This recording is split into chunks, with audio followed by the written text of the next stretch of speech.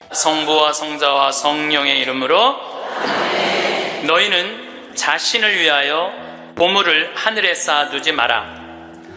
땅에서는 좀과 녹이 망가뜨리고 도둑들이 뚫고 들어와 훔쳐간다. 그러므로 하늘에 보물을 쌓아라. 거기에서는 좀도 녹도 망가뜨리지 못하고 도둑들이 뚫고 들어오지도 못하며 훔쳐가지도 못한다. 사실 너의 보물이 있는 곳에 너의 마음도 있다. 성부와 성자와 성령의 이름으로. 참 예수님, 네, 반갑습니다. 저는 작년 12월 달에 제 인생에 특별한 일이 생겼습니다. 12월 첫 주에 할머니 한 분이 저한테 찾아오셔서 100억을 기증하셨어요. 네, 100억을 기증하셔서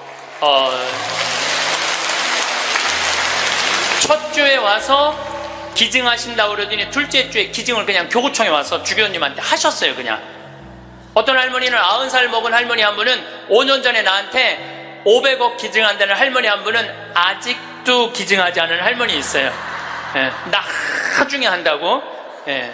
이 할머니는 첫 주에 기증한다고 그러더니 둘째 기증을 하셨어요. 잠비아에 농업대학 세워달라고. 이 할머니가 이 기증하게 된 게 제 생각에는 아주 드라마보다도 더 드라마틱해요. 이 할머니가 벌써 3년이 됐네요. 이제 3년 전에 강도 4명한테 납치를 당했대. 강도 4명한테 납치를 당해갖고 할머니 차에 이 할머니를 꽁꽁 묶어서 여행용 가방에 넣어서 차 트렁크에 넣은 거예요. 그리고 할머니 지갑에서 카드를 다 뺏어갖고 은행마다 다니면서 돈을 빼기 시작한 거예요. 은행마다 다니면서 이틀을 할머니를 끌고 다닌 거예요. 차 트렁크에 넣어놓고. 이 할머니는 트렁크에 이틀이 있으면서 나는 죽었다 이렇게 생각했대. 나는 죽었다. 근데 이 강도들한테는 뭐가 가장 궁금하냐면 이틀을 끌고 다니니까 경찰들이 나를 지금 쫓고 있는지 아니면 집에서 신고를 했는지 그게 너무너무 궁금하잖아요. 그 라디오를 틀었는데 이 할머니 차인데 AM도 고장나고 FM도 고장난 거예요. 유일하게 뭐만 고장나지 않았느냐면은 CD 플레이어만 고장이 안 난 거예요. 근데 그 CD를 딱 틀었는데 뭐가 들어있었냐면 내 강의 화가 나십니까가 들어있었던 거예요. 그 딱 들었는데 내 강의를 딱 듣는 순간 이 강도들이 계속 듣더래요. 이틀을 반복해서 듣더래요. 내 강의는 나도 졸릴 때 내가 듣거든요. 운전하면서. 너무 신기한 게 내가 한 강의인데도 내가 듣는데 내가 막 웃겨. 여러분들처럼 내가 막 웃어요. 그러니까 그 강도들도 계속 웃더래요. 근데 이제 이틀이 지나고 나서 트렁크 속으로 들리더래요. 죽이자, 죽이지 말자. 계속 이 소리가 들리더래요. 이 할머니 그 소리 들을 때마다 얼마나 기가 막혔어요. 죽이자, 죽이지 말자 이러는데. 그런데 막 언쟁을 끝내고 난 다음에 두목이 트렁크에 있는 할머니를 꺼내더니 할머니, 우리가 이 CD를 듣다 보니까 할머니 죽일 생각이 없어졌다.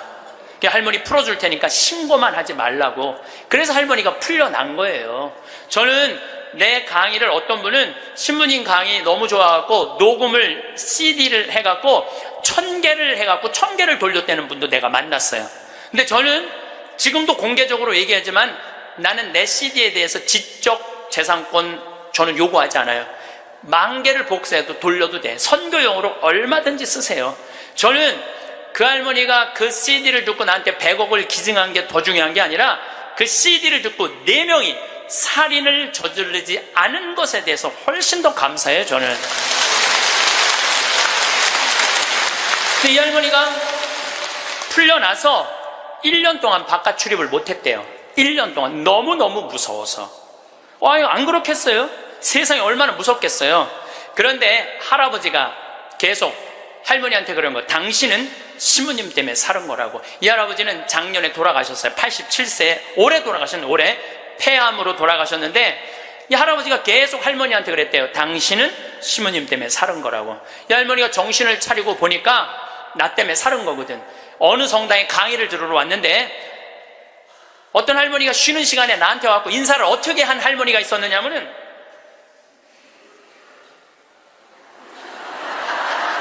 할머니가 있어요. 이렇게 인사를 한 할머니가 있어요. 나는 그 할머니가 그때 그 할머니인지 몰랐어요. 그 할머니가. 근데 그날따라 내가 잠비아 얘기를 참 많이 했어요. 잠비아 얘기를.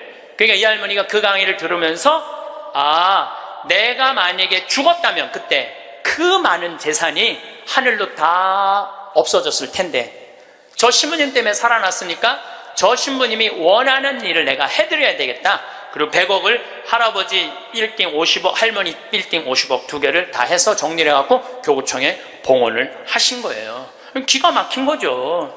세상에 그런 일이 어딨어요. 남들은 나한테 돈벼락 안 떨어지나 그러면 로또 한 번 맞는데 20억이랬는데 나는 5번이나 맞은 사람 로또를. 예. 물론 내 주머니에 들어오는 건 아니지만은. 그러니까 숙제가 생겼잖아요. 숙제가. 나는 느닷없이 그냥 할머니가 와갖고 잠비아에 농업대학 세우라. 난 농업대학 세워볼까? 그랬지 세우려고는 안 그랬거든요. 예, 세우려고는 안 그랬어요. 하고 나중에 거기다 농업대학 세워볼까? 이런 생각은 있었어요. 그럼 어떻게? 할머니한테 내가 말씀드렸어요. 할머니, 귀양농업대학 세울 거라면 거기 가셔서 어디다가 세울지는 구경을 하고 와야 되지 않겠느냐? 내가 할머니한테 그랬어요. 그래서 잠비아에 이번 1월 달에 비행기 27시간을 타고 82살 된 할머니 손을 붙잡고 이번에 잠비아에 다녀왔어요. 예. 근데 여러분들, 잠비아가 얼마나 큰 나라냐면 우리나라, 남한보다 7배 반이 커요. 7배 반이. 그리고 전체가 평지야. 전체가 평지고 전체가 숲이야, 숲. 그러니까 우리는 아프리카 그러면 막 사막, 그 다음에 막 먼지, 거기는 그런 거 하나 없어요. 그냥 숲만 정리해서 씨만 뿌리면 농장이 되는 데예요. 얼마나 비옥한지 몰라요. 얼마나 비옥한지. 누가 비가 안 오신대. 내가 할머니 모시고 간 보름 때 한해 비가 왔구만. 그러니까 안 가보고는 모르는 거, 사람이. 안 가보고는. 그러니까 가서 봐야 돼, 가서. 그러니까 예수님이 오죽 답답했으면은 제자들이 저분이 진짜 맞아? 저분이 뭐 하느님의 어린 양이야? 뭐 어쩌고저쩌고. 그러니까 예수님 뭐라고 그래요? 와서 보시오. 유식한 말로 come and see 그러잖아요. 와서 보시오. 할머니 손을 붙잡고 내가 잠비아를 갔어요. 잠비아를 갔는데 시장을 이제 만나러 가잖아요. 무프리라라는 시를 이제 찾아가서 이 할머니가 10밀리언을 기증을 해서 내가 여기다 농업대학을 세우려고 그러니 땅을 좀 줘라. 시장님을 만나러 갔어요. 전날, 시장님 만나러 가기 전날 내가 그 프란치스코 전교 봉사의 수녀님 성당 있는 마당에서 하늘에 대고 기도했어요. 하느님, 내일 시장을 만나러 가는데 내가 땅을 얼마를 달라고 그럴까요? 그러니까 정말로 하늘에서 두 말도 안 하고 하느님께서 나한테 이렇게 말씀하시더라고요. 3,000헥타르 딱 그러더라고요. 네, 3,000헥타르 알겠습니다. 그래갖고 내가 시장에 땅이 얼마가 필요하냐고 그러길래 내가 영어로 얘기해서 I need 3,000 헥타르 딱 그랬어요. 근데 시장이 눈이 이만한 거예요. 그렇게 큰 땅이 필요하냐는 거예요. 이게 몇 평이냐면은 900만 평이야. 그러니까 여의도가 80만 평인데 여의도 11배만한 땅이에요. 나도 그렇게 큰 줄 몰랐죠. 3,000헥타르가 그렇게 큰 줄. 나도 진짜 몰랐어요. 근데 진짜 하늘에서 3,000헥타르 딱 그러길래 내가 부른 거지. 나도 3,000헥타르. 그렇게 큰 땅은 상상도 못했어요. 근데 더 놀라운 건 시장님이 이렇게 말씀하시더라고요. 그렇게 큰 땅이 필요하냐고. 그런데 미안하지만은 우리 무프리나시 전체가 450만 평밖에 안 된다는 거예요. 줄 땅이 없다는 거, 줄 땅이. 그리고 시장 재량으로 줄 수 있는 땅은 300만 평밖에 안 된다는 거예요. 1,000헥타르. 하느님은 나한테 900만 평 불렀는데 내가 300만 평만 받으면 이거 하느님 심부름을 잘 못하는 거 아니에요. 그래서 물어봤죠. 그러면 900만 평을 받으려면 어떻게 해야 되냐? 그랬더니 대통령을 만나야 돼. 대통령을 만나야지 대통령 사인이 나야지 그 땅을 줄 수가 있다는 거예요. 그럼 좋다. 내가 대통령을 만나겠다. 그래서 이번에 7월 22일 날, 1월 30일 날 갔다가 다시 7월 달에 잠비아를 또 갔어요. 7월 22일 날 대통령을 만났어요. 대통령을 만났는데 7월 22일은 참 특별한 날이에요. 내 생일날이에요. 생일날. 내 음력 생일날인데 7월 20일 날 만났는데 10시에 대통령을 만나기로 했는데 12시까지 대통령을 못 만났어요. 왜냐면 우리 대기시설에서 기다리는데 뭐 유럽의 뭐 프랑스인가 어디 대사가 왔다 가고 그 다음 미국의 무슨 에너지 위원장이라고 국회 사람이 들어왔다 가고 계속 엠바서더 대사들이 대통령 만나러 가는 거예요. 우리는 뭐 땅어드로 온 사람들인가 가만히 대기실에서 계속 기다리고 있었죠. 기다리고 있는데 이번에는 특별한 사람을 만난 거야. 추장을 처음 본 거야. 추장. 여러분들 추장 본 적 없죠? 추장을 처음 봤어요. 내 태어나서 처음으로.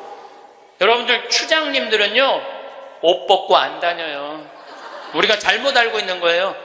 추장이 딱 들어오는데 추장이 먼저 안 들어와요. 경호원 2명이 딱 이런 양복 정장한 경호원이 딱 들어오는 거예요. 근데 딱 들어오는데 한눈에 추장인 줄 알겠더라고요.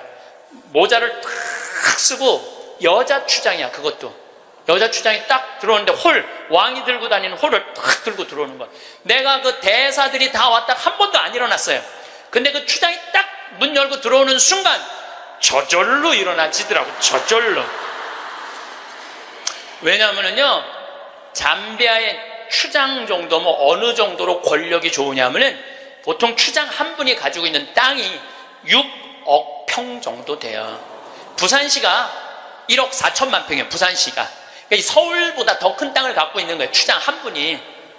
그러니까 잠비아에서 추장님한테 잘못 보이잖아요. 그냥 쫓겨나는 거예요. 근데 어떻게 안 일어나? 저절로 일어나지는 거죠.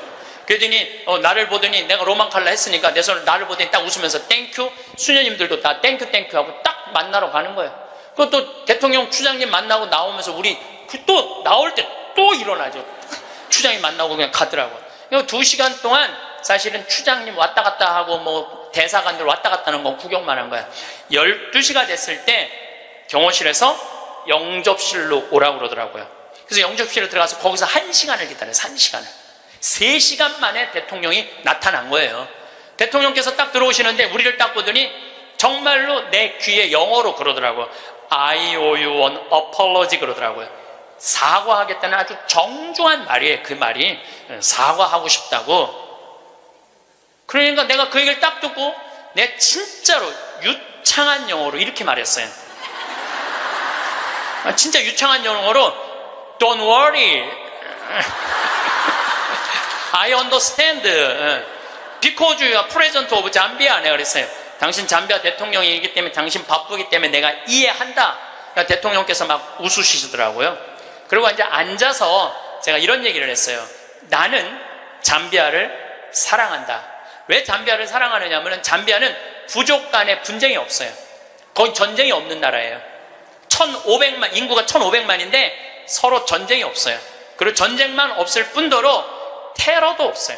그리고 이 나라가 영국으로부터 독립한 지 딱 내 나이야 51년 됐어요.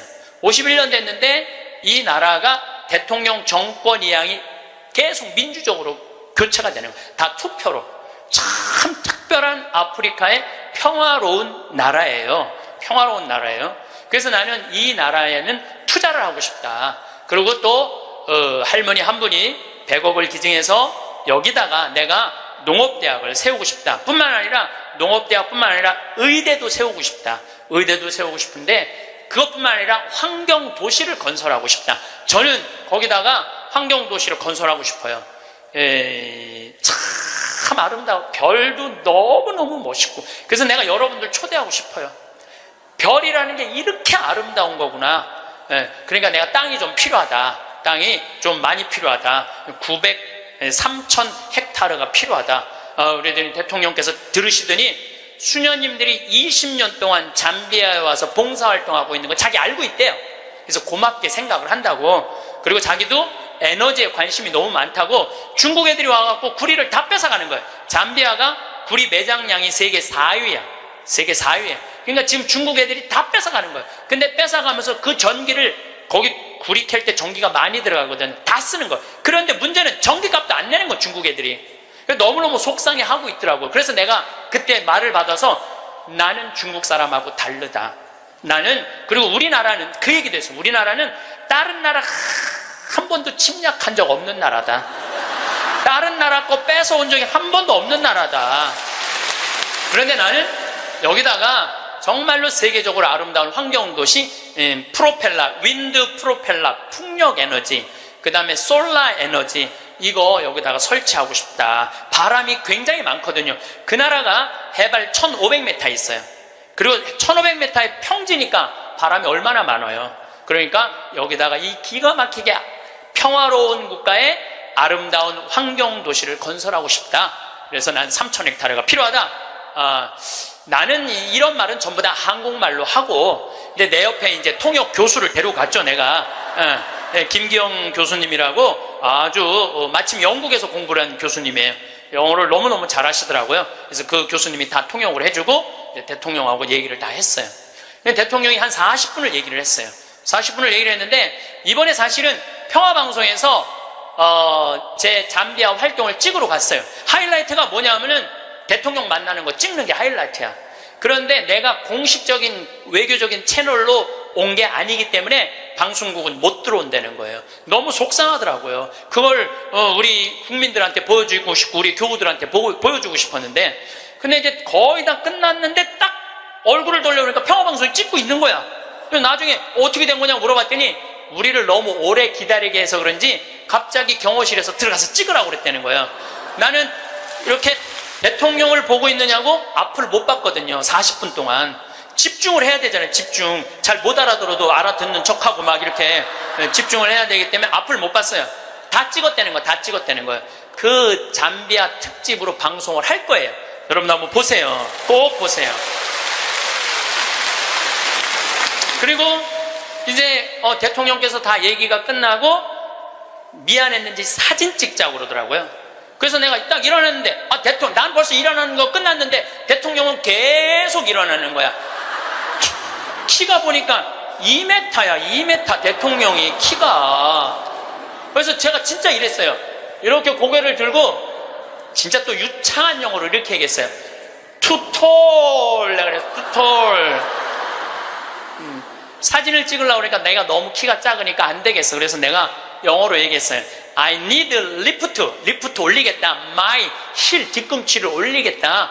내가 그러니까 대통령이 박장대소를 하시는 거예요.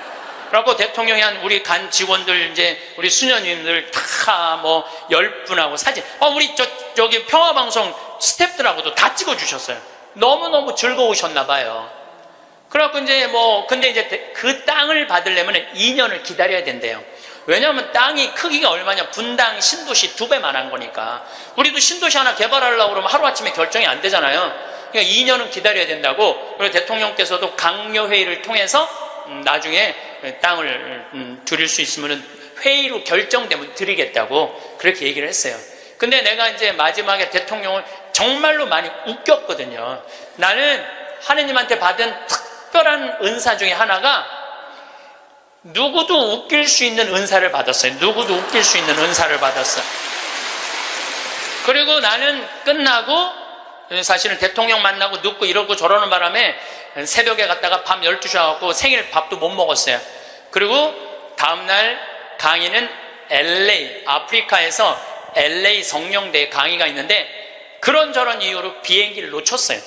2,500명이 기다리고 있는데 LA에서 지금 나를. 그러니까 전 세계 비행기를 뒤져보니까 원래 싱가포르로 해서 LA로 이제 가는 비행기를 끊어놨는데 그걸 놓쳤으니 가긴 가야 될 거 아니야. 지금 2,500명이 날 기다리고 있는데. 그래 뒤져보니까 남아프리카 공화국 요하네스버그에서 암스테르담, 유럽 맨 끝에 네덜란드 암스테르담에서 거기서 또 완전 끝으로 LA로 가는 비행기가 있더라고. 엄청 비싼 비행기 표가.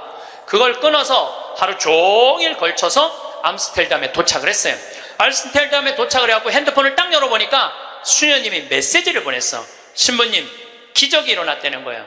무슨 기적인가 했더니 다음날, 하루가 지난 거니까 다음날 대통령께서 직접 국토부 장관한테 직접 전화했대.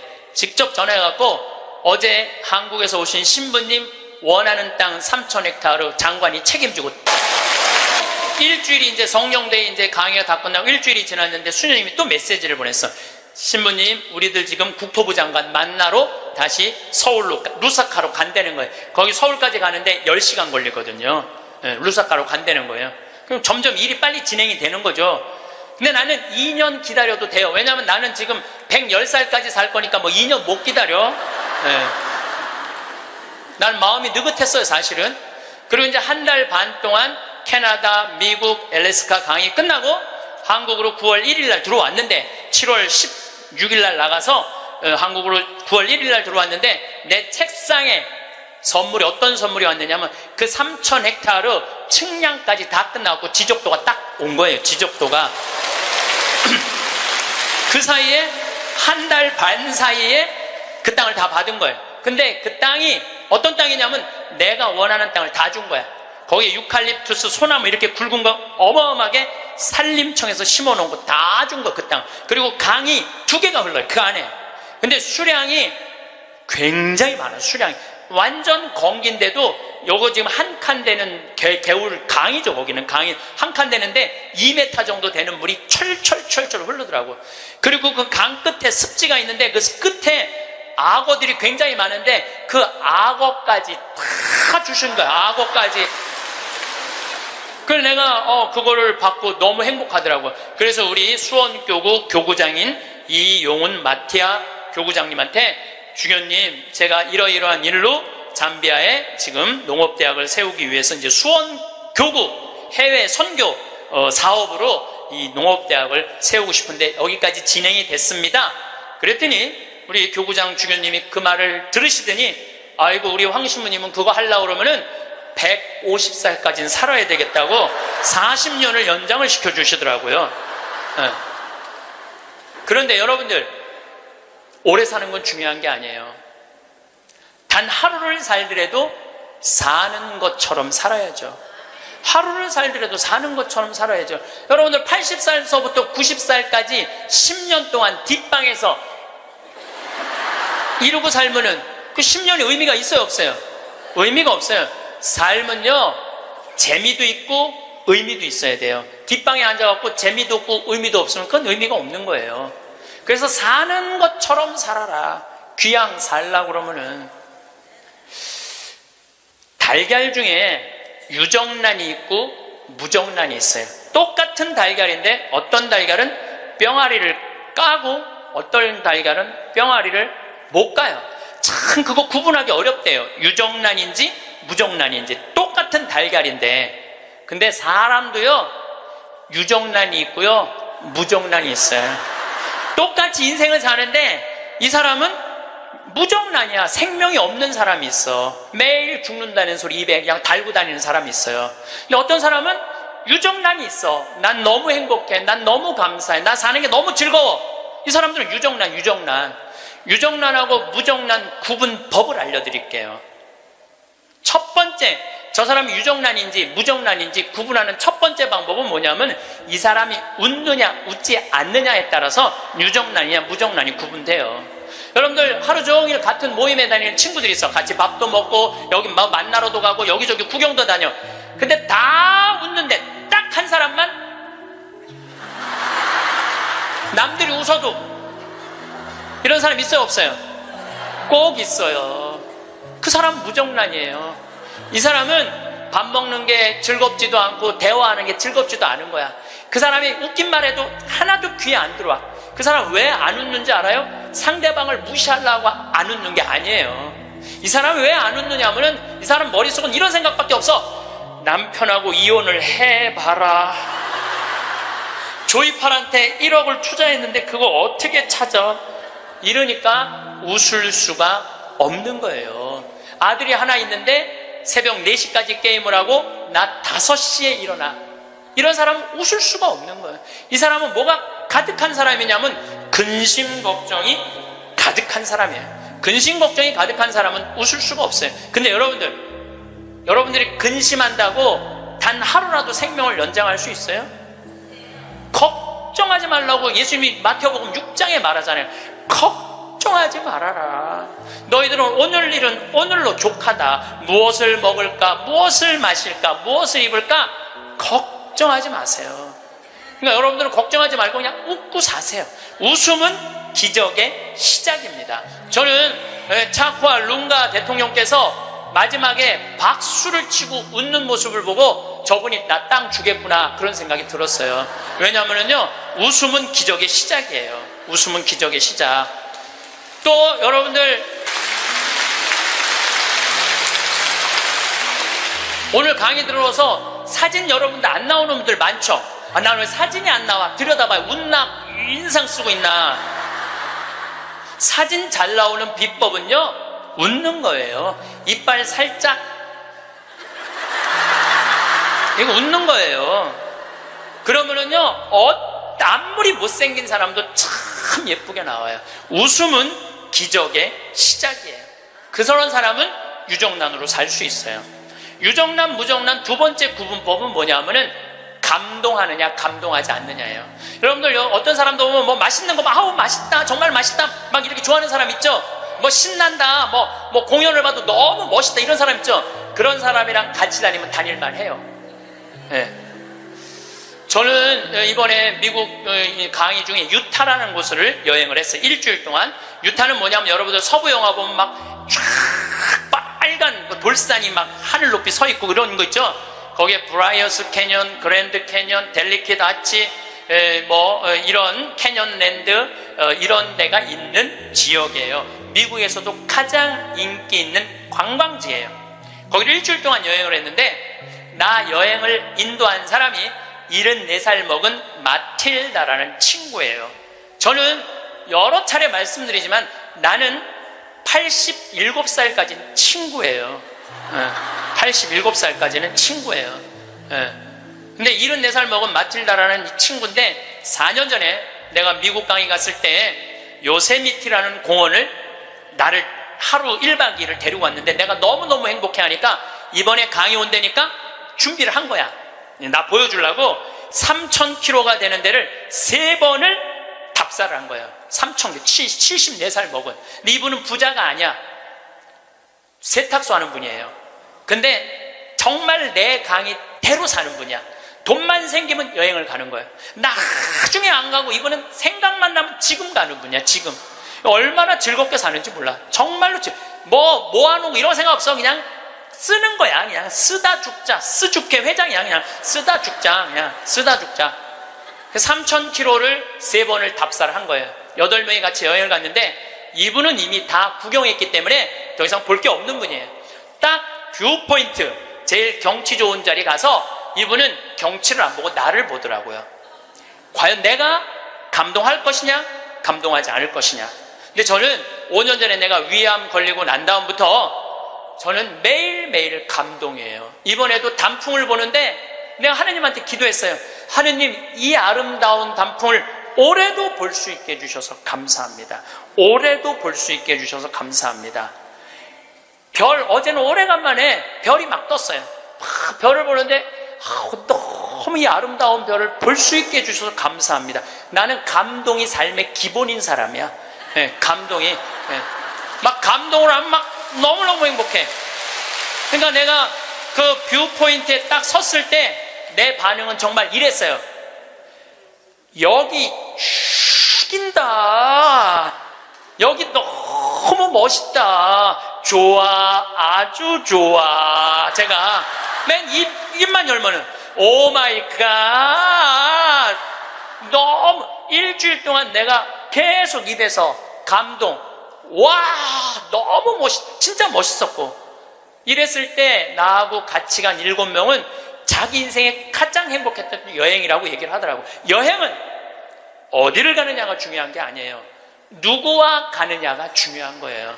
누구와 가는데 감동하는 사람이랑 가느냐, 감동하지 않는 사람이랑 가느냐에 따라서 여행은 기분이 확 잡치기도 하고 너무 멋있기도 해. 꼭 여러분들 이런 사람들 있죠. 꼭 좋은데, 경치 좋은 데라고 생각하고 데리고 갔는데 이렇게 말하는 사람이 있어요. 뭐하러 여기까지 와? 있어요, 없어요? 꼭 있어요. 만약에 내가 그 델리킷 아치에서 이렇게 말했다면 그분은 다리에 힘이 쭉 빠졌을 거예요. 에이, 여기 뭐 우리나라 설악산 울산바위만 못하네. 이러면은요, 상대방 무릎 꺾는 것보다도 더 나쁜 일을 하고 있는 거예요. 사람은요, 감동을 할 줄 알아야지 이 사람이 멋있는 사람이에요. 그게 유정란이야. 유정란. 여러분들, 아내가 아유 아파, 아유 허리 아파, 아유 힘들어 죽겠어. 그럼 남편이 아이고 그 또 아프다고 그러네. 이거 아픈 사람 한 줄이야. 좀 제발 좀 끙끙 소리 좀 하지 마. 그럼 정말로 신경질이 나요. 아이고 아파, 아이고 어떻게 해줄까, 얼마나 애 낳느냐고 힘들어갖고 이렇게 아프고, 정말 내가 죽일 놈이지, 살림 안 하냐고 힘들고 얼마나 아플까. 이거는요 위로가 돼요. 아프다, 나도 옛날에 다 아파봤어. 이런 사람 완전히 고춧가루 뿌리는 사람이에요. 유정란 무정란은요 감동하느냐 감동하지 않느냐에 따라서 결정이 되는 거. 또 유정란 무정란은 감사하느냐 감사하지 않느냐에 따라서 유정란 무정란은 결정적으로 구분 지어져요. 남편이 김치찌개 딱 먹고, 여보 이렇게 맛있는 김치찌개 먹을 수 있는 건 대한민국에서 나 하나밖에 없을 거야. 당신 어쩜 이렇게 김치찌개를 맛있게 끓여. 이거는 김치찌개가 아니야. 이건 예술 작품이야. 당신 혹시 여기다가 약 탔어?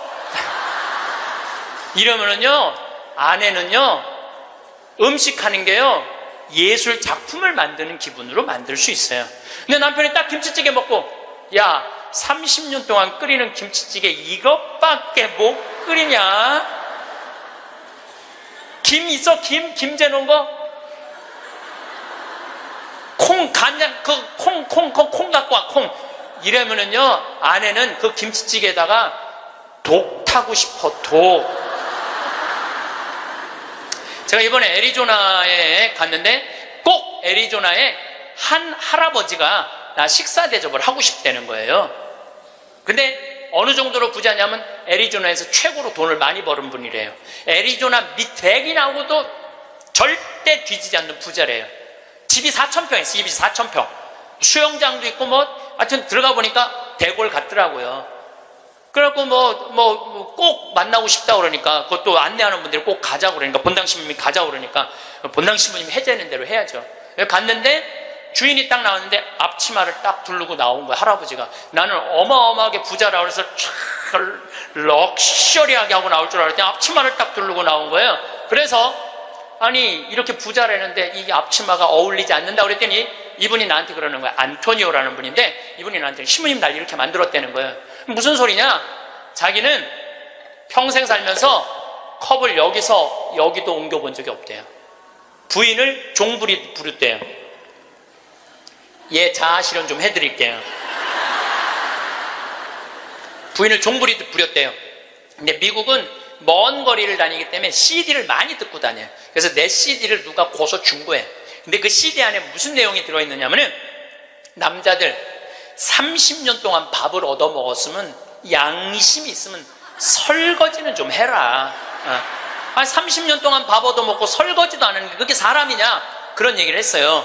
그런데 어떤 형제가 그 얘기를 듣고 자기는 20년 동안 결혼 생활하면서 한 번도 설거지할 생각을 안 했대요. 그 얘기를 듣고 집에 가서 설거지를 한 거야.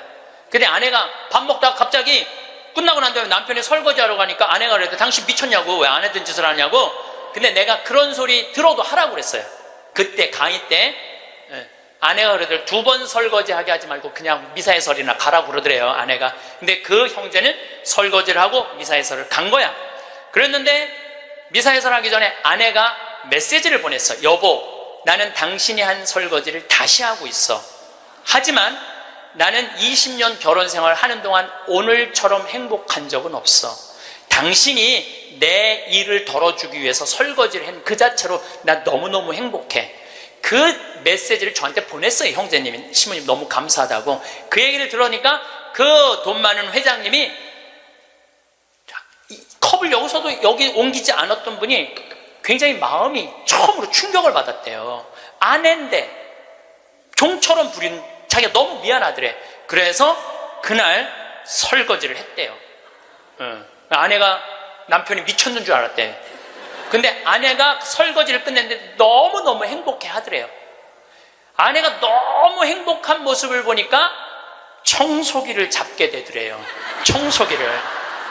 그래서 자기 부부는 3년 전부터 그 형제님이 저한테 참 인상적인 얘기를 했어요. 신부님, 내가 호텔도 가지고 있고 백화점도 갖고 있고 땅도 40만 평이나 있고 정말로 미국의 1%만 사는 집에서 살고 있는데 그게 하나도 행복에 도움이 안 되더라는 거예요. 진정으로 행복한 건 내 안에 웃음 속에서 내 행복이 들어있더라는 거예요. 내 안에 웃음 속에 내 행복이 들어있더라는 거예요. 자기는 이제 이렇게 행복할 수가 없다는 거예요. 사람이요, 감사하기 시작하면 행복하게. 그런 사람들은 유정란으로 사는 거예요. 유정란으로. 그래서 저는 유정란으로 여러분들이 살길 바라요. 근데 진짜 유정란은 뭐냐? 나눌 줄 아는 사람이에요. 나눌 줄 아는 사람.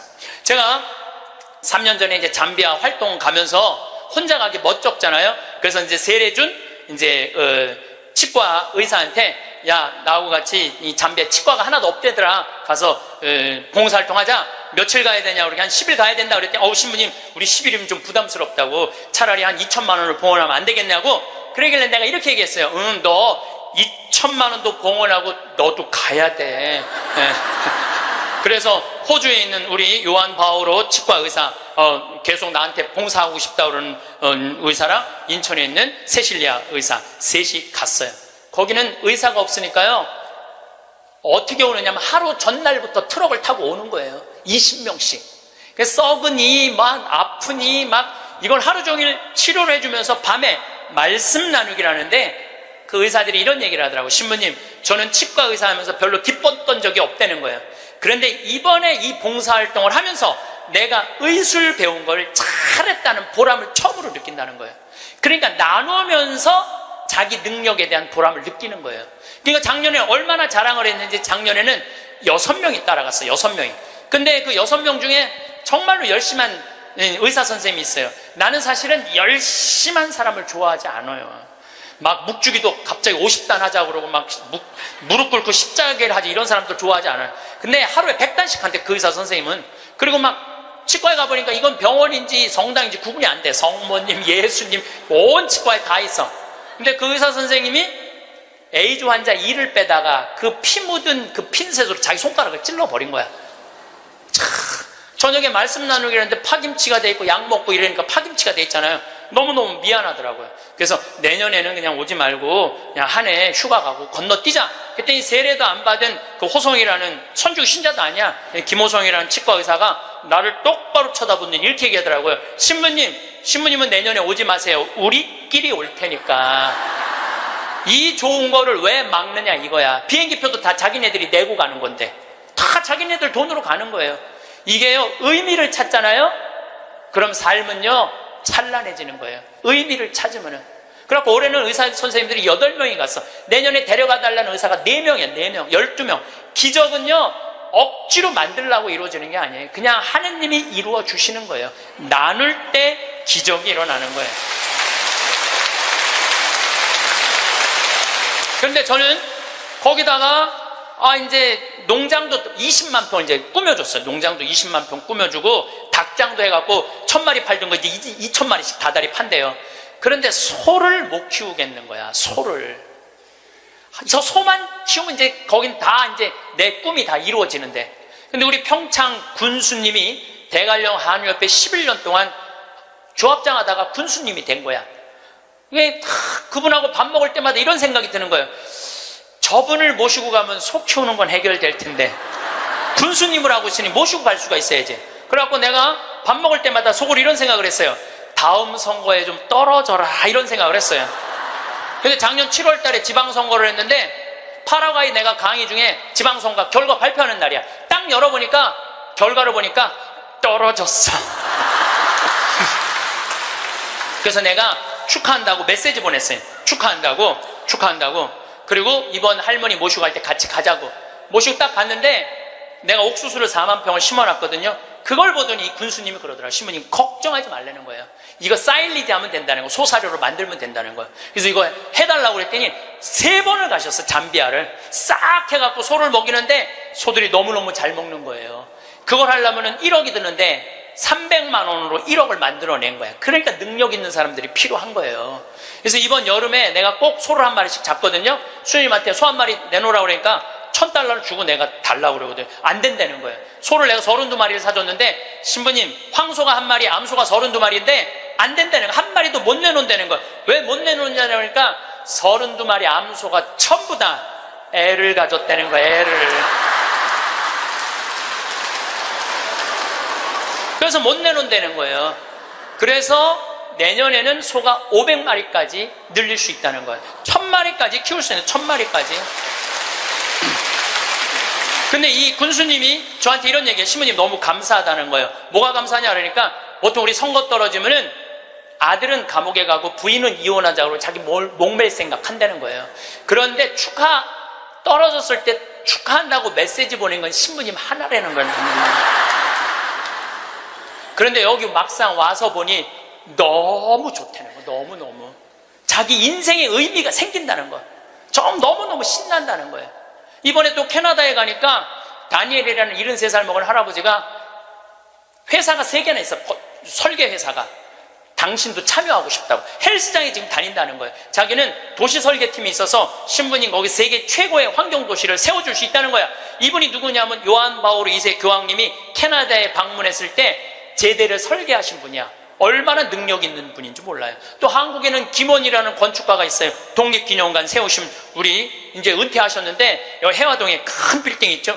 거기 그분도 은퇴한 설계사님들이 동참하겠다는 거예요. 이게 기적이 일어나는 거. 기적이 나눌 때. 그러면 여러분들은 나도 참여하고 싶은데 신부님 나는 안 될까요? 여러분들도 참여했어요. 내가 할 줄 아는 게 뭔데요? 여러분들 할 줄 아는 게 왜 없어요? 내년에 60명 가면은 밥 해줘야 되잖아요. 밥.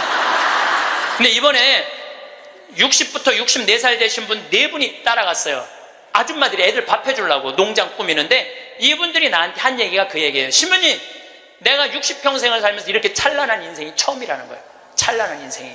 그래서 여러분들 이제 제발 내 집, 내 자식 그런 이기적인 것에서 벗어나서 정말 유정란의 삶을 살고 싶으면 나누셔야 돼요. 이제 이 900만 평의 도시 세우려고 그러면요, 여러분들의 재물만 필요한 게 아니에요. 여러분들의 능력이 필요해요. 저는 이번에 잠비아에 가서 너무 가슴 아픈 일이 있었어요. 어떤 일이 있었느냐면은 간호대학을 세우다가 수녀님들이 돈이 없어서 멈춘 거야. 그냥 완전 폐허가 된 거야. 너무 가슴이 아프더라고요.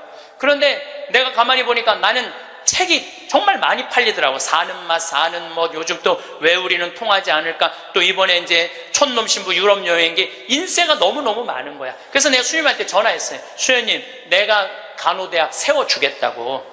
그러니까 내가 인세가 한 2억 정도 있어갖고 그거 다 보내주기로 했어. 그런데도 얼마가 모자라면 3억이 모자라. 그래서 내가 이번에 한 번 더 여러분들의 도움을 청해요. 제가 시간이 없어서 그러는데 작년에 포크레인 산다고 그럴 때 2억만 보내달라고 그러는데 우리나라 국민들이 얼마를 보내줬는지 알아요? 10억을 보내줬어요. 10억을. 너무너무 감사하죠. 이게 내 일이 아니야. 하느님 일이지. 근데 이번에는 간호대학 세우는데 이번엔 3억이 필요해요. 1000만 원씩 30명만 동참을 해주시면은 거기다가 내가 간호대학을 너무 멋있게 세울 수 있을 것 같아요. 그리고 이번에 동참하는 분들은 내가 데리고 갈게. 간호대학 다 세우면은 정말로 너무너무 아름다운 잠비아 한번 가서 내가 이렇게 의미 있는 일을 지금 하고 있구나. 저는 여러분들 무정란으로 살지 않았으면 좋겠어요. 유정란으로 살았으면 좋겠어요.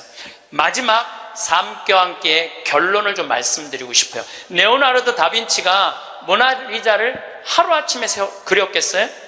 수도 없이 찢었을 거예요. 수도 없이. 그리고 그 멋있는 작품을 남긴 거예요. 여러분들도 인생 살면서 실패하고 잘못하는 거 참 많으시죠?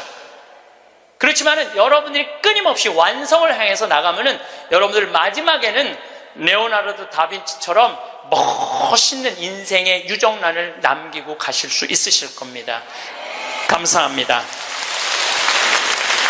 성부와 성자와 성령의 이름으로 세례자 요한이 빵을 먹지도 않고 포도주를 마시지도 않자 저자는 막이 들렸다 하고 너희는 말한다.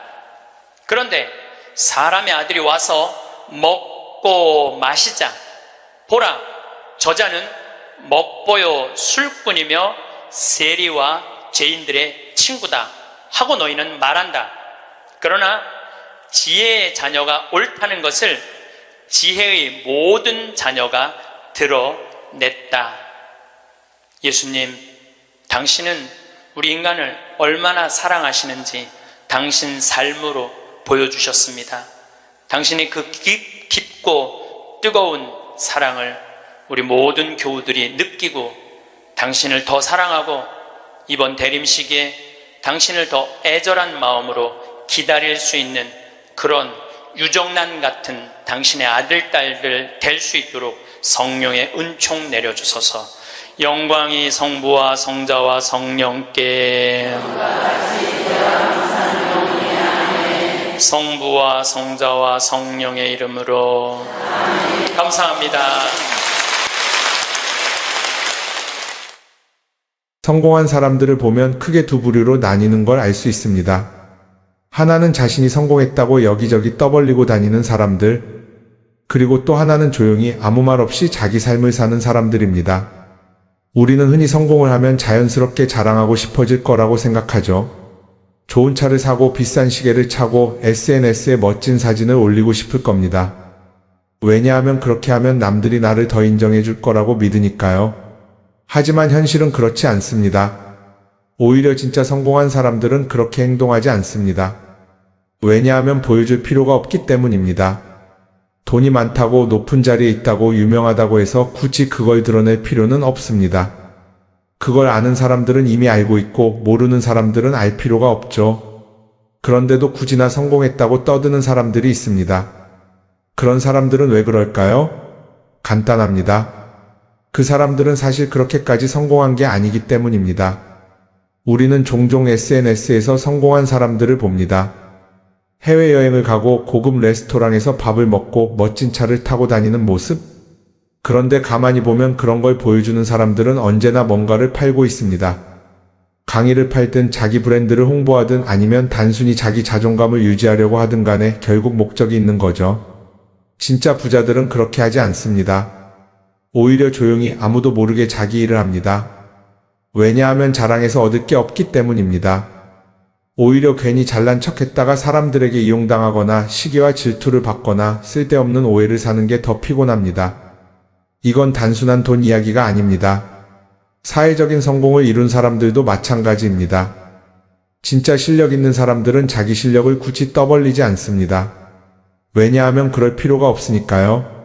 자기 분야에서 최고라면 사람들이 먼저 알아서 찾아옵니다. 반대로 실력이 부족한 사람일수록 자기를 포장하려고 애씁니다. 우리가 흔히 듣는 말이 있죠. 빈수레가 요란하다. 이 말이 괜히 있는 게 아닙니다. 정말 내실이 있는 사람들은 굳이 시끄럽게 굴지 않습니다. 반대로 겉만 번지르르한 사람들은 자기가 얼마나 대단한지 떠들고 다닙니다. 이걸 좀 더 현실적인 예로 들어볼까요? 동창회에 나가면 꼭 이런 사람이 있습니다. 옛날에는 별거 아니었는데 갑자기 잘 됐다고 나타나서 자기가 얼마나 성공했는지 자랑하는 사람. 처음에는 다들 와 대단하다 하고 들어주지만 시간이 지나면 어떨까요? 대부분 속으로 이렇게 생각할 겁니다. 저 사람 뭐 저렇게까지 티를 내? 결국 그런 사람은 점점 멀어지게 됩니다. 반면에 정말 성공한 사람들은 조용합니다. 굳이 자기가 어떻게 살고 있는지 설명하지 않죠. 그런 사람들은 오히려 주변에서 먼저 알아보고 자연스럽게 존경을 받습니다. 그게 진짜 성공입니다. 그럼 우리는 어떻게 해야 할까요? 내가 뭔가를 이루었을 때 굳이 남들에게 알릴 필요가 있을까요? 물론 가까운 사람들에게 좋은 소식을 전하는 건 좋습니다. 하지만 굳이 모든 사람들에게 나 이렇게 잘 살고 있어요 하고 알릴 필요는 없습니다. 그런 행동은 결국 나에게 득이 되지 않습니다. 성공이라는 건 원래 조용한 겁니다. 내가 잘 되고 있으면 주변 사람들이 자연스럽게 알게 됩니다. 굳이 내가 말하지 않아도 내 행동과 태도에서 묻어나오게 되어 있습니다. 그러니 굳이 보여주려고 애쓰지 마세요. 오히려 그게 더 진짜 성공한 사람의 태도입니다. 사람은 사회적 동물이라고 하잖아요. 혼자 살아갈 수 없고 결국 사람과의 관계 속에서 기쁨도 얻고 때로는 상처도 받습니다. 그런데 한 가지 생각해 볼 게 있어요. 우리가 정말 인간관계가 필요해서 맺고 있는 걸까요? 아니면 그냥 그래야 한다고 배워서 어쩔 수 없이 유지하고 있는 걸까요? 어릴 땐 친구 많으면 좋다고 하죠. 사회생활에서도 인맥이 중요하다는 말을 많이 합니다. 그런데 정작 주변을 보면요. 인간관계가 넓은 사람일수록 스트레스를 더 많이 받아요.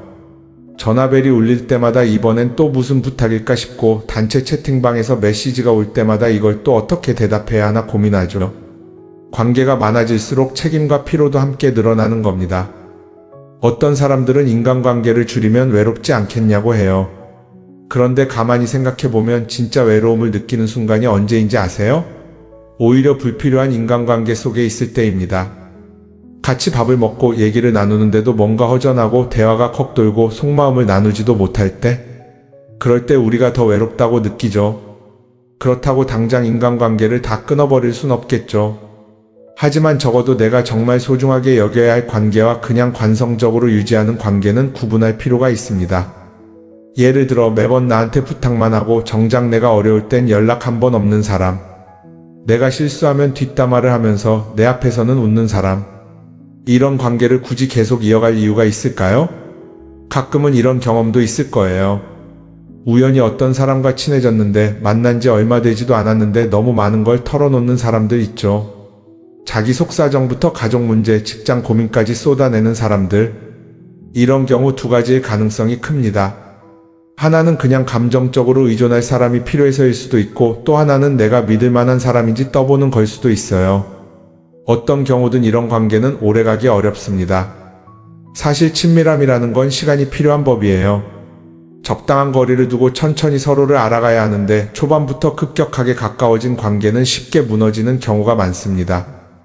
처음엔 친하다고 생각했는데 어느 순간 사소한 일로 틀어지고 결국 남보다 못한 사이가 되는 거죠. 그러면 인간관계를 어떻게 해야 할까요? 답은 간단합니다. 억지로 맺지 말고 굳이 유지하려고도 하지 않는 거예요. 내가 편한 관계라면 자연스럽게 이어질 것이고, 그렇지 않다면 서서히 멀어질 겁니다. 그리고 그걸 억지로 붙잡지 않아도 괜찮습니다. 관계를 유지하는데 에너지를 쓰기보다는 정말 소중한 관계에 집중하는 게 더 낫지 않을까요? 어떤 사람은 내가 인간관계를 줄이면 나중에 나 혼자 남는 거 아니냐 걱정하기도 해요. 그런데 생각해보면요, 진짜 나를 위하는 사람은 많지 않아요. 인간관계를 줄인다고 해서 완전히 혼자가 되는 게 아닙니다. 오히려 불필요한 관계를 정리하고 나면 남아있는 관계들이 더 단단해지고 가치 있게 느껴질 겁니다. 예전엔 인맥이 자산이라는 말을 많이 했어요. 그런데 요즘은 꼭 그렇지도 않죠. 오히려 불필요한 인간관계가 많으면 그게 짐이 될 수도 있어요. 적당한 거리, 적당한 선. 이걸 잘 지키는 게 결국엔 가장 편한 인간관계를 유지하는 방법 아닐까요? 한번 곰곰이 생각해보세요. 지금 내 주변에 있는 사람들 중에서 내가 정말 편하게 만날 수 있는 사람이 몇 명이나 되는지, 내가 억지로 맞춰주고 있는 관계는 없는지. 관계를 줄이면요, 외로워지는 게 아니라 오히려 더 자유로워집니다. 그리고 자유로워진 만큼 내 인생에서 정말 중요한 것에 집중할 수 있게 됩니다. 인간관계에 너무 많은 걸 신경 쓰다 보면 정작 중요한 걸 놓칠 수 있어요. 그러니까 이제는 한 번쯤 정리해보는 것도 나쁘지 않을 겁니다. 사람들이 돈을 많이 벌고 싶어 하는 이유가 뭘까요? 단순히 돈이 많으면 좋으니까? 물론 그것도 있겠지만 사실 돈을 원하는 진짜 이유는 더 나은 삶을 살기 위해서겠죠. 그런데 문제는 돈을 많이 번다고 해서 반드시 삶이 나아지는 건 아니라는 겁니다.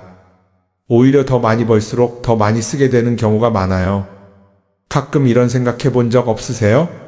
예전에는 돈이 지금보다 훨씬 적었는데 이상하게 그때가 더 여유로웠던 것 같다. 왜 그럴까요? 사실 우리가 원하는 건 돈 그 자체가 아니라 돈을 통해 얻을 수 있는 자유인데, 돈을 벌면 벌수록 그 자유를 잃어버리는 경우가 많아요. 더 좋은 차, 더 좋은 집, 더 좋은 옷을 사면서 점점 더 많은 돈이 필요해지고 결국엔 돈을 벌기 위해 또다시 일해야 하는 악순환에 빠지게 되는 거죠.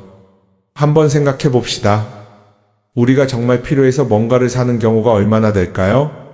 필요해서라기보다는 남들이 가지고 있으니까, 없어 보이기 싫으니까, 혹은 그냥 기분 전환을 위해서 소비하는 경우가 훨씬 많아요.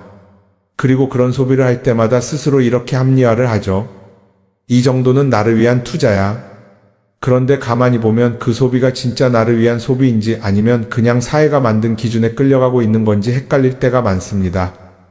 예를 들어 예전에는 스마트폰 하나면 충분했는데 이제는 스마트워치도 있어야 하고 무선 이어폰도 필요하고 태블릿도 있어야 할 것 같고, 하나를 사면 또 다른 무언가가 필요해지는 시기예요. 사실 이건 우리가 그렇게 만들어진 겁니다. 광고도 그렇고 SNS도 그렇고 자꾸 우리에게 이렇게 말하죠. 이걸 사야 더 행복해질 수 있어요. 그런데 정작 그걸 사고 나면 어때요? 처음 며칠은 좋죠. 그런데 시간이 지나면 또 다른 걸 사고 싶어져요. 왜냐하면 물건이 우리를 오래 행복하게 만들어주지는 않거든요. 특히 요즘은 SNS가 이런 소비 심리를 더 부추기는 것 같아요.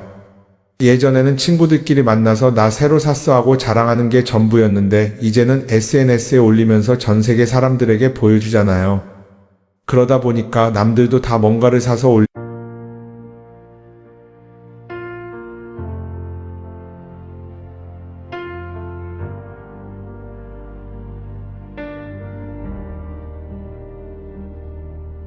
The house got quiet in different ways, not silence, just words misplaced. We learn how not to ask too much, we learn what not to say. The photos stayed, the smiles didn't. Time kept moving, we resisted. Every crack became a room, every room learned how to bruise. We didn't fix what fell apart, we just held it still, like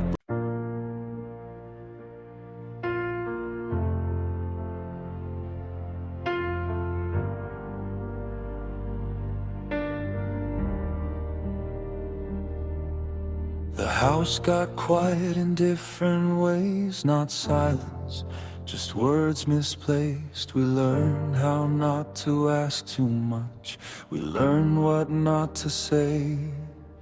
The photos stayed, the smiles didn't.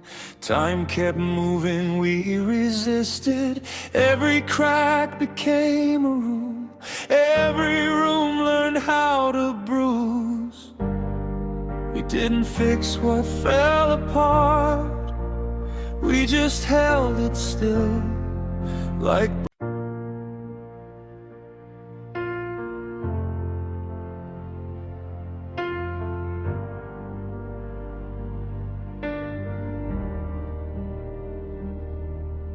the house got quiet in different ways, not silence, just words misplaced. We learn how not to ask too much, we learn what not to say. The photos stayed, the smiles didn't. Time kept moving, we resisted. Every crack became a room, every room learned how to bruise. We didn't fix what fell apart. 그리고 나도 따라해야 할 것 같은 기분이 드는 거예요. 그런데 중요한 건 그 사람들도 사실은 나와 똑같은 기분이라는 겁니다. 내가 남을 부러워하는 만큼 나도 누군가에게 부러움을 사려고 애쓰고 있는 거죠. 결국 끝없는 비교와 소비 속에서 진짜 중요한 걸 놓치게 되는 겁니다. 한번 이렇게 생각해보면 어떨까요? 만약 내가 지금부터 딱 1년 동안 불필요한 소비를 하지 않는다면 내 삶이 어떻게 변할까? 아마 처음에는 답답할 수도 있어요. 사고 싶었던 걸 참아야 하니까. 그런데 그걸 몇 번 참고 나면 어느 순간 깨닫게 될 겁니다. 내가 굳이 이걸 안 사도 괜찮네? 그렇게 불필요한 소비가 줄어들면 자연스럽게 돈이 쌓이겠죠. 그런데 돈이 쌓이는 것보다 더 중요한 게 있어요. 바로 마음의 여유가 생긴다는 겁니다. 돈을 쓰지 않는다고 해서 불행해지는 게 아니라 오히려 소비로부터 자유로워지면서 진짜 행복을 찾을 수 있어요. 물론 이걸 실천하는 게 쉽지는 않겠죠. 우리 주변에는 소비를 부추기는 것들이 너무 많으니까요. 하지만 적어도 이런 건 해볼 수 있습니다. 뭔가를 사고 싶을 때 한 번만 스스로에게 물어보는 거예요. 이게 정말 나한테 필요한 걸까? 아니면 그냥 순간적인 욕심일까? 만약 그 질문을 던졌을 때 5초 안에 당연히 필요하지 라는 답이 나오지 않는다면 사실 그건 없어도 되는 물건일 가능성이 큽니다. 정말 필요한 건 고민할 필요도 없이 바로 떠오르거든요. 그러니까 이제는 한 번쯤 생각해 봐야 할 것 같아요. 나는 지금 내가 원하는 삶을 살고 있는 걸까? 아니면 남들이 만든 기준에 맞추기 위해 내 시간을 팔고 있는 걸까? 소비를 줄인다는 건 단순히 돈을 아끼는 게 아닙니다. 그건 결국 내 삶의 선택권을 되찾는 일이거든요. 돈을 많이 버는 것도 중요하지만 더 중요한 건 그 돈을 어떻게 쓰느냐입니다. 그리고 때로는 아무것도 사지 않는 게 최고의 선택일 수도 있어요. 우리는 요즘 SNS 없이 사는 게 거의 불가능한 시대에 살고 있죠. 아침에 눈 뜨자마자 휴대폰을 확인하고 출근길에도 SNS를 보고 잠들기 전까지도 계속 들여다봅니다. 그러면서 남들이 어떻게 사는지 보고 나도 모르게 비교하게 되고 때로는 초조해지기도 하죠. SNS에 올라오는 사진들 한번 보세요. 맛집에서 멋진 음식을 먹고 해외여행을 다니고 좋은 옷을 입고 성공한 삶을 사는 사람들. 그런데 가만히 보면 이 사람들이 정말 행복해서 저런 사진을 올리는 걸까요? 아니면 그냥 행복해 보이고 싶은 걸까요? 실제로 SNS에 가장 많이 올라오는 사진이 뭔지 아세요? 남들이 부러워할 만한 순간들입니다. 집에서 편하게 쉬고 있는 모습이나 출근길에 지친 얼굴, 어제 먹다 남은 배달 음식 사진 같은 건 잘 안 올리죠. 대신 멋진 레스토랑, 명품 가방, 고급 호텔 같은 것들이 올라옵니다. 왜 그럴까요? 결국 SNS는 보여주기 위한 공간이기 때문입니다. 여기서 중요한 게 있어요. 우리가 SNS에서 보는 건 그 사람의 삶 전체가 아니라 편집된 일부 장면이라는 겁니다. SNS는 마치 한 편의 다큐멘터리나 영화처럼 잘 꾸며진 장면들만 보여줍니다. 그런데도 우리는 그걸 보면서 아, 저 사람은 나보다 더 행복하구나 하고 착각하죠. 예를 들어 SNS에서 한 친구가 해외여행을 가서 아름다운 풍경을 찍어 올렸다고 해볼게요. 우리는 그걸 보면서 부럽다, 나도 저렇게 살고 싶다라고 생각하겠죠. 그런데 정작 그 친구는 사진을 찍고 나서도 일 때문에 스트레스를 받고 있을 수도 있고 여행 비용을 감당하느라 카드가 걱정을 하고 있을 수도 있습니다. 그 부분은 우리는 알 수가 없죠. 그런데 문제는 이렇게 남들과 비교하는 습관이 쌓이면 결국 내 삶이 초라하게 느껴진다는 겁니다. 원래는 그냥 조용히 살아도 괜찮았는데 SNS를 보고 나면 나만 뒤처지는 것 같고 뭔가를 더 해야 할 것 같고 괜히 불안해지죠. SNS는 기본적으로 사람들의 비교 심리를 자극합니다. 남들이 가진 걸 나도 갖고 싶게 만들고 남들이 하는 걸 나도 해야 할 것 같은 기분이 들게 만들죠. 그러다 보니 필요하지도 않은 걸 사게 되고 무리해서라도 화려한 곳에 가게 되고 남들에게 보여주기 위해 사는 삶을 살게 됩니다. 그럼 어떻게 해야 할까요? 사실 정답은 간단합니다. SNS에서 보이는 것들을 곧이곧대로 믿지 않는 것입니다. 그리고 더 중요한 건 남과 비교하는 걸 멈추는 것이에요. 어떤 사람이 비싼 차를 타고 다닌다고 해서 그 사람이 꼭 행복한 건 아닙니다. 좋은 차를 타고 다니지만 밤마다 사업 걱정에 잠 못 이루는 사람도 많아요. 반대로 대중교통을 이용하지만 마음 편하게 사는 사람도 있죠. 결국 행복은 보이는 것이 아니라 느끼는 것입니다. SNS를 덜 보면 덜 불행해진다는 연구 결과도 있어요. 하루 종일 남의 삶을 보면서 비교하는 시간을 줄이면 내 삶에 집중할 수 있는 시간이 많아지는 겁니다. SNS를 완전히 끊을 필요는 없지만 최소한 그 안에 있는 것들이 전부 진짜라고 생각하지 않는 태도는 필요합니다. 우리는 누구나 자신만의 속도로 살아가고 있어요. 남들은 남들대로 사는 거고 나는 나대로 살면 됩니다. SNS에서 남들의 화려한 모습을 볼 때마다 한 번쯤 이렇게 생각해 보세요. 이건 그 사람이 보여주고 싶은 삶일 뿐이다. 그러면 조금은 편해질 겁니다. 사람들은 다들 자기 인생을 살아간다고 생각하죠. 그런데 가만 보면 정말 자기 인생을 사는 사람이 얼마나 될까요?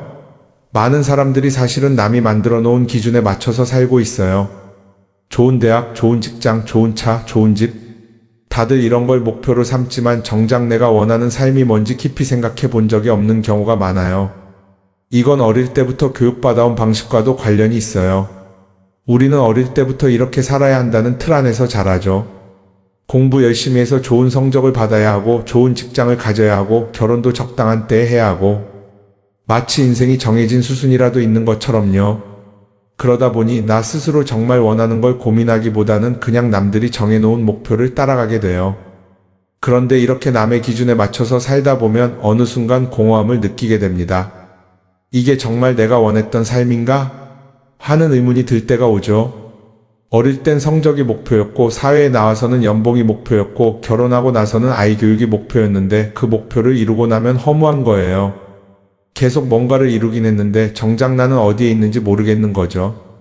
진짜 중요한 건 내가 원하는 게 뭔지를 아는 것이에요. 그런데 이게 쉽지 않죠. 오랫동안 남의 기준대로 살아왔기 때문에 막상 내가 정말 원하는 게 뭐지? 하고 물어보면 선뜻 대답하기 어려운 경우가 많아요. 하지만 이 질문을 하지 않으면 우리는 평생 남이 정한 기준 속에서 살게 됩니다. 그럼 어떻게 해야 할까요?